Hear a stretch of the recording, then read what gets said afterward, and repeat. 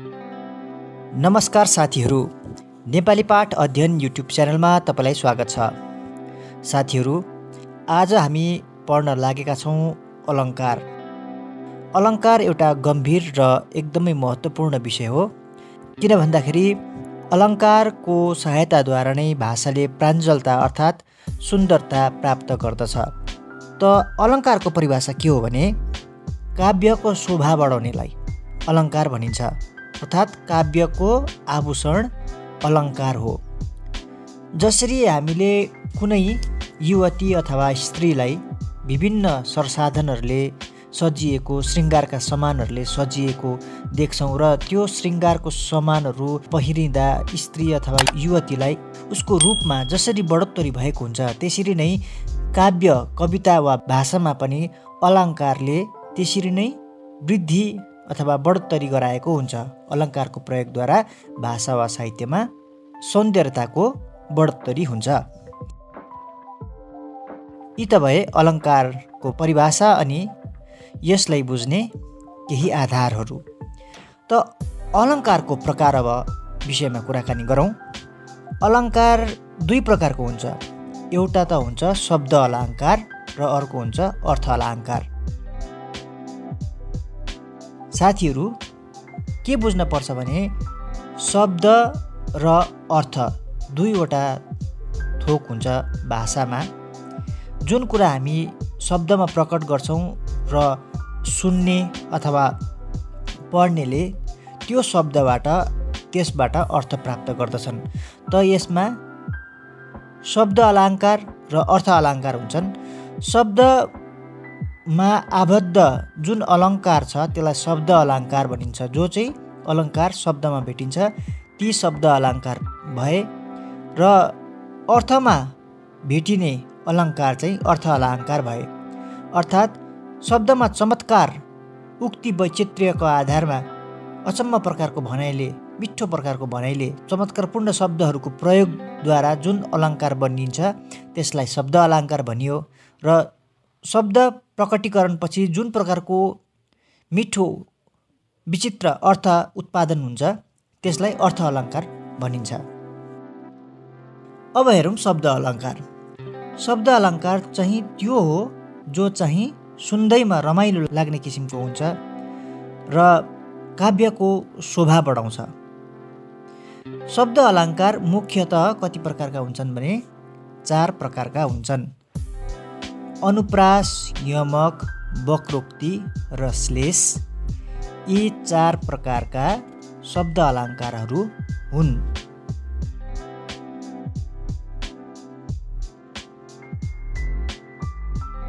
त साथीहरू, अब शब्द अलङ्कारको पहिलो प्रकार अनुप्रास विषयमा कुराकानी गरौँ। अनुप्रास शब्द कसरी बनेको छ भन्दाखेरि अनु योग प्रयोग अस योग घय लागेर अनुप्रास शब्द बनेको छ। त समान ध्वनिहरू वा वर्णहरूको घरिघरि आवृत्ति भइबस्यो अथवा घरिघरि दोहोरी बस्यो भने त्यहाँ त्यो प्रयोगलाई अनुप्रास भएको भनिएको छ। जस्तै कि एउटा वा अनेक व्यञ्जन वर्णको समान रूपले समानताको साथमा आवृत्ति भइरहे, दोहोरिरहे त्यो अनुप्रास अलङ्कार हुन्छ। जीवन अर्पी बन्धनभित्र बोल्नै पर्ने बोली विचित्र। यहाँ बन्धन, बोल्नै पर्ने, बोली जस्ता शब्दमा बको घरिघरि आवृत्ति भएको छ अथवा भनौँ ब वर्ण दोहोरिएको छ। त सुन्दैमा रमाइलो लाग्ने किसिमको भएको हुना कारणले यो अनुप्रास अलङ्कार भयो। अनुप्रास अलङ्कारलाई 5 किसिमको हुन्छ भनिएको छ। के हो भन्दाखेरि छेकानुप्रास, वृत्त्यानुप्रास, लाटानुप्रास, श्रुत्यानुप्रास र अन्त्यानुप्रास। छेकानुप्रास चाहिँ कस्तो हो भन्दाखेरि एउटै प्रकरण विशेषमा अनेक व्यञ्जन वर्णहरू एक-एकपल्ट मात्र दोहोरियो भने चाहिँ छेकानुप्रास हुन्छ। जस्तै कि अब अन्त छैन करुणा, सन्तहरू व्यर्थ भुलमा पर्छन्, सबरी मङ्गलदाता जङ्गलवासी उनै दया गर्छन्। यहाँ दन्त्यनयोग त को र अङ्ग संयोग ग ल उङ्गल एकपल्ट मात्र दोहोरिएको छ। त्यसै कारणले यो छेकानुप्रास हुँदछ। यसपछि वृत्त्यानुप्रास, जुन अनुप्रासमा एउटै स्वर व्यञ्जन अनियमित रूपले धेरैचोटि दोहोरिन्छ त्यो वृत्त्यानुप्रास हो। जस्तै कि झलक्क झल्किँदा तिनी झसङ्ग झट्ट झस्किए, झल्यास चट्ट बाण त्यो झुकेर झर्छ झारमा। यहाँ झ वर्णको अनेकपल्ट आवृत्ति भएको छ। झ वर्ण घरिघरि दोहोरिएको हुना कारणले यो वृत्त्यानुप्रास भयो। अब हेरौँ अन्त्यानुप्रास, जुन अनुप्रासमा चरणको अन्त्यमा समान वर्णको पद र वाक्यांशको प्रयोग हुन्छ त्यो अन्त्यानुप्रास हुन्छ। अन्तिम चरण चाहिँ समान ध्वनिहरूको साथमा, समान वर्णहरूको साथमा मिलेर बसेको छ भने त्यो अन्त्यानुप्रास हुन्छ। कहीँ भोट र लन्डन चीनसरी, कहीँ कालभरि गल्ली छ दिल्लीसरी, लखनऊ पटना मद्राससरी, अल्कापुरी कान्तिपुरी नगरी। यहाँ सरी सरी सरी नगरी भनेर यसरी सुन्दैमा मिठो लाग्ने सौन्दर्ययुक्त शब्दहरूको प्रयोग भएको हुना कारणले गर्दाखेरि अन्तिम चरणहरू समान ध्वनिको साथमा मिलेको हुना कारणले गर्दाखेरि यसलाई अन्त्यानुप्रास भनियो। त्यसै गरी अब रहेको छ लाटानुप्रास। लाटानुप्रास, जुन अनुप्रासमा एउटै पद वा वाक्यको विभिन्न अर्थमा दोहोरिएर प्रयोग हुन्छ त्यो हो लाटानुप्रास। तिमी छँदा धमिलो मन यो भयो, तिमी गयौ धमिलो यो मन भयो। त यसमा अर्थ एउटै भएको तर तात्पर्य भने बेग्लै रहेको शब्द वार्णिक समतालाई लाटानुप्रास भनिन्छ। जुन अनुप्रासमा एउटै पद वा वाक्यको विभिन्न अर्थमा दोहोरिएर प्रयोग हुन्छ त्यो हो लाटानुप्रास। तिमी छँदा धमिलो मन यो भयो, तिमी गयौ धमिलो मन यो भयो। त यहाँ धमिलो मन यो भयो भन्ने उपवाक्य दुईचोटि दोहोरिएको छ, तर यहाँ तिमी पछि छँदा र अर्को लहरमा गयौ प्रयोग गरिएको हुना कारणले गर्दाखेरि दुई विभिन्न अर्थहरू यहाँ उत्पादन भएका छन्। त त्यो लाटानुप्रास भयो। अब श्रुत्यानुप्रास विषयमा पनि बुझ्नेछौँ। एउटै स्थानबाट उच्चारण हुने वर्णहरू धेरैपल्ट दोहोरियो भने त्यो श्रुत्यानुप्रास हुन्छ। जस्तै कि बनै घनक्क घन्कियो, कपाल आज सन्कियो, म जान्न जान्न है प्रभु, म खान्न खान्न है हावा। दन्त्य स्थानीय वर्णहरू धेरैपल्ट यहाँ दोहोरिएको हुन कारणले गर्दाखेरि यो श्रुत्यानुप्रास अलङ्कार भएको छ। अब हामी चर्चा गर्न लागेका छौँ यमक अलङ्कार। अनुप्रास विषयमा चर्चा गऱ्यौँ र अर्को रहेको छ यमक। भिन्न भिन्नै अर्थ भएको एकै किसिमको पद वा स्वर भनौँ अथवा व्यञ्जन पहिलेकै क्रमअनुसार दोहोरियो भने अथवा दोहोऱ्याइयो भने त्यहाँ यमक अलङ्कार हुन्छ। जस्तै हेरौँ, कर बाँधी करसित कर तिर्न लायो।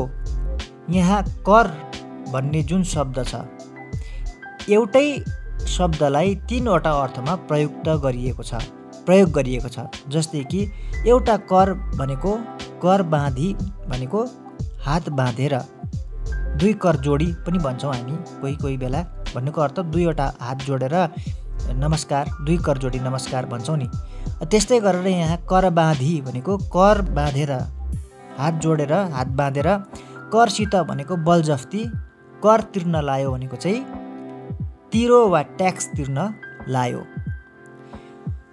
यो यमक अलङ्कार भयो। अब हेरौँ वक्रोक्ति। वक्ताले एउटा अर्थमा भनेको कुरालाई श्रोताले सुनेर त्यसलाई अर्कै अर्थमा जवाब दिन्छ भने त्यो वक्रोक्ति भनिन्छ। अब हेरौँ एउटा उदाहरण। पाएँ अभिष्ट अब रद्द गर्यौ मलाई, सधैँ छँदै कसरी रद्द भयो त भाइ। अब यहाँ के भनिँदैछ भन्दाखेरि प्रथम लहरले एकदमै राम्रो कुराहरू पाएँ, मलाई एकदमै खुसी तँ ल्यायौ तिमीले, म खुसी भएँ, अति प्रसन्न भएँ भन्दैछ। जस्तै कि कसरी भने, पाएँ अभिष्ट अब रद्द गर्यौ मलाई, म अति प्रसन्न भएँ भन्दैछ। तर सुनेर श्रोताले के भन्दैछ, कसरी उत्तर दिँदैछ भने, सधैँ छँदै कसरी रद्द भयो त भाइ, तिमी त राम्रै छौ त, कसरी रद्दी कसरी भयो त, बिकममा कसरी भयो त भाइ भनेर प्रश्न गर्दैछ। त्यो भयो। अर्को उदाहरणमा के छ भन्दाखेरि, श्रीरामका चरणका भरमा नपर्नु, श्रीरामका चरणका भरमा नपर्नु। अब यसमा काको वक्रोक्ति अलङ्कारद्वारा श्रीरामका चरणका भरमा अवश्य पर्नु यस्तो अर्थ बुझिन्छ। अब त्यस्तै गरेर अब हामी चर्चा गर्छौँ चौथो प्रकार, चौथो थरी, त्यो चाहिँ हो श्लेष। एउटै शब्दमा दुई वा दुईभन्दा बढ्ता अर्थ लुकेको छ भने त्यो श्लेष अलङ्कार हुन्छ। दुईवटा बेग्ला बेग्लै अर्थ लाग्ने एउटै शब्दको प्रयोगद्वारा उत्पन्न हुने अलङ्कारलाई श्लेष वा श्लेष वक्रोक्ति भनिन्छ। उदाहरणको लागि, अब तिमी चिन्ता मात्र गर्ने कि डाक्टर पनि देखाउने, यो जुन एउटा उदाहरण छ त्यसमा अब तिमी चिन्ता मात्र गर्ने कि भनेर भन्दाखेरि झाँक्रीले बस्ने एउटा चिन्ता बुझाउँछ र अर्को चिन्ता चाहिँ मनमा रहने एउटा पीर बुझाउँछ। त तिमी झाँक्री मात्रै देखाएर चिन्ता मात्र गरिबस्छौ कि, या त मनमा पीर मात्रै लिइबस्छौ कि डाक्टर पनि देखाउँछौ भन्ने प्रश्नमा आउँछ। त साथीहरू, आज हामीले अलङ्कारको परिभाषा, त्यसका प्रकारहरू, शब्द अलङ्कार अनि अर्थ अलङ्कार, अनि शब्द अलङ्कारका प्रकारहरू चारवटा, अनुप्रास, अनुप्रासका प्रकारहरू, यमक, वक्रोक्ति र श्लेषको विषयमा अध्ययन गऱ्यौँ।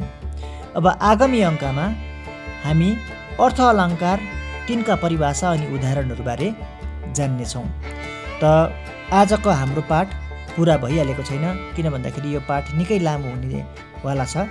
त्यसै कारणले गर्दाखेरि आजको पाठ हामी यतिमै अन्त्य गर्छौँ र आगामी अङ्कमा फेरि अलङ्कार विषयमा नै दोस्रो भाग लिएर उपस्थित हुने वाचा गर्दछु। त आज दिनुहोस् बिदा। नमस्ते, धन्यवाद।